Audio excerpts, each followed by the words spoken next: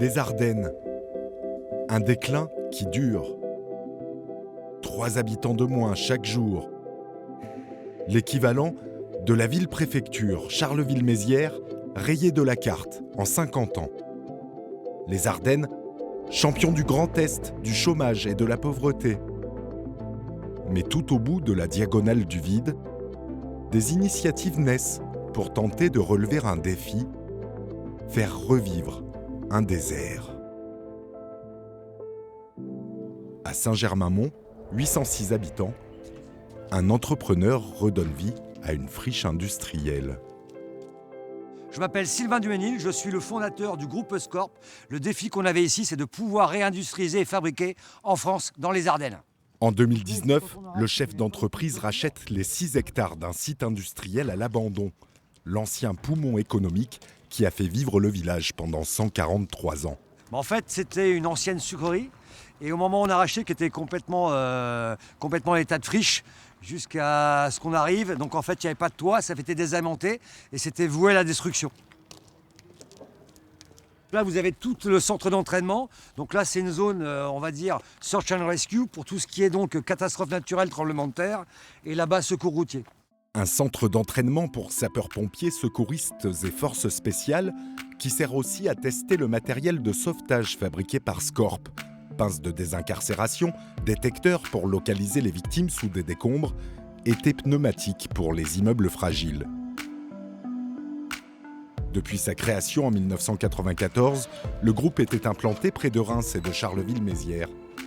À l'époque, on faisait tout sous-traiter jusqu'à ce qu'on déménage ici dans cette nouvelle usine, où on en a profité en fait pour tout réintégrer. Aujourd'hui, la décision qu'on a prise de venir s'implanter dans les Ardennes sur ce site a été vraiment un tournant crucial. On a doublé notre chiffre d'affaires en 4 ans et là, on annonce qu'on va le doubler encore dans les 3 prochaines années. Scorp, ce sont en fait 12 petites entreprises qui travaillent essentiellement les unes pour les autres. Pas de fonds d'investissement ici. Parmi la quarantaine de salariés, certains sont actionnaires. En dehors de la galaxie Scorp, le village d'entreprise héberge aussi un importateur de meubles exotiques, un revendeur automobile ou encore un garage. Salut Freddy, comment tu vas? Sylvain, bonjour. Je crois qu'on a racheté des nouveaux véhicules pour les collaborateurs et tu as des kits éthanol à monter dessus. Hein? Ouais. Après les journées de travail, le hameau de la sucrerie a même son bar-restaurant pour les moments de détente. Donc là, vous avez le bureau d'études.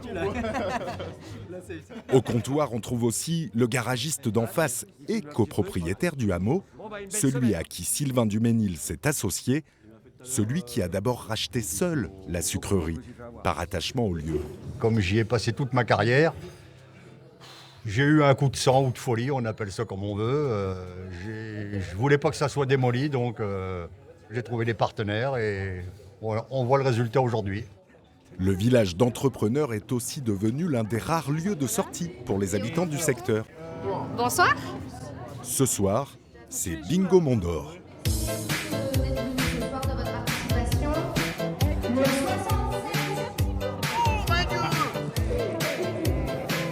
Le 43. Saint-Germain-Mont, c'est petit. On ne s'attendait pas à avoir un restaurant juste à côté. Et faut oser. Parce que voilà, on n'est pas dans une ville. L'organisatrice de la soirée était il y a quelques mois encore une simple cliente de l'établissement. J'habite un village juste à côté, à 5 km. Et je suis venue manger avec mon mari un midi. Et on a discuté avec le patron, du coup, qu'on connaît de vue parce qu'on habite dans le même village. Et il m'a dit, je cherche quelqu'un. Et la semaine d'après, j'étais embauchée. On fera une petite pause à la moitié des parties. Dans les Ardennes, il semblerait qu'on aurait du mal à trouver du personnel. On va du cuisinier au restaurateur, du vendeur de voitures à l'ingénieur. Et nous, on trouve tout le monde en 15 jours. C'est-à-dire qu'il y a un moment, si on veut garder nos populations sur nos départements, il faut qu'on arrive à avoir des zones d'attractivité et de proposer des choses. Mon prochain vrai défi, à 58 ans, c'est la transmission. On s'interdit de vendre un groupe d'investissement. On veut que ça continue avec la même philosophie.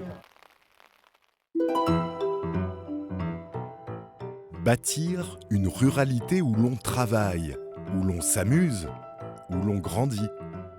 À Amagne, un éducateur anime une oasis culturelle. Thibault Lenoble, gérant de Biscara, etc.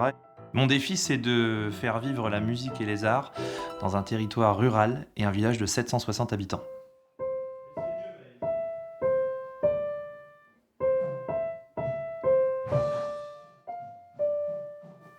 Tu vois, et là tu butes aussi.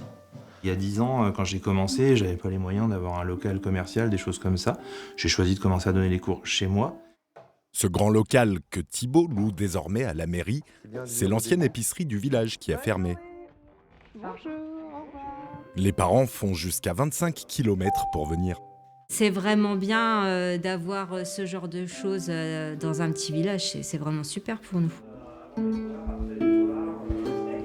Chanson des rêves et direction l'Amérique latine.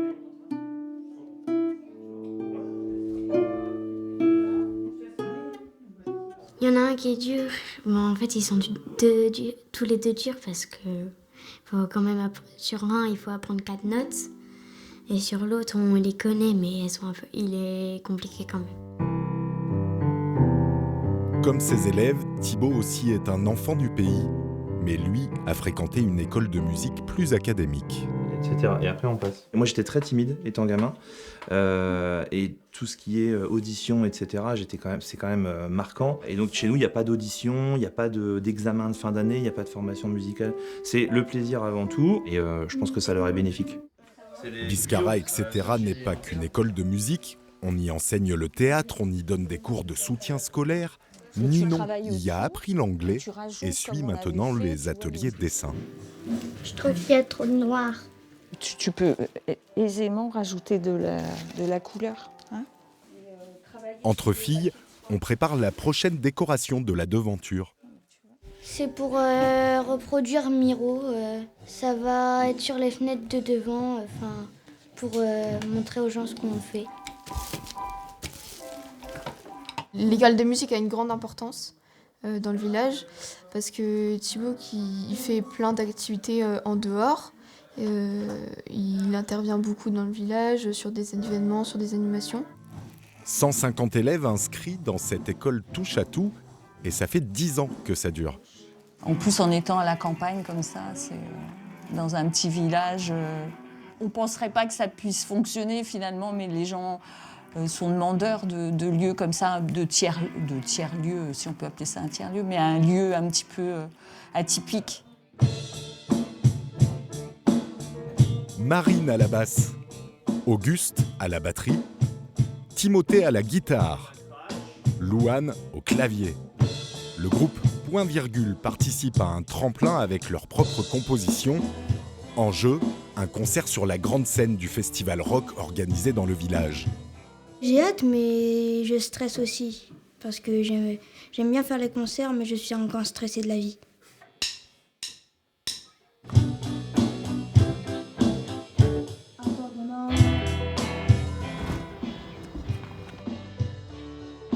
Le prochain défi, c'est déjà de la stabilité. Je suis très content de ce qu'on peut faire actuellement et je vois pourquoi on modifierait des choses. J'aurai peut-être une idée comme ça dans les prochaines semaines. Et puis j'aimerais aussi me spécialiser et mieux répondre aux commandes de certains enfants, par exemple, qui seraient 10, des enfants qui seraient en difficulté comme ça. Je pense qu'on peut mettre la musique au service de ces enfants-là. Je vais approfondir ça.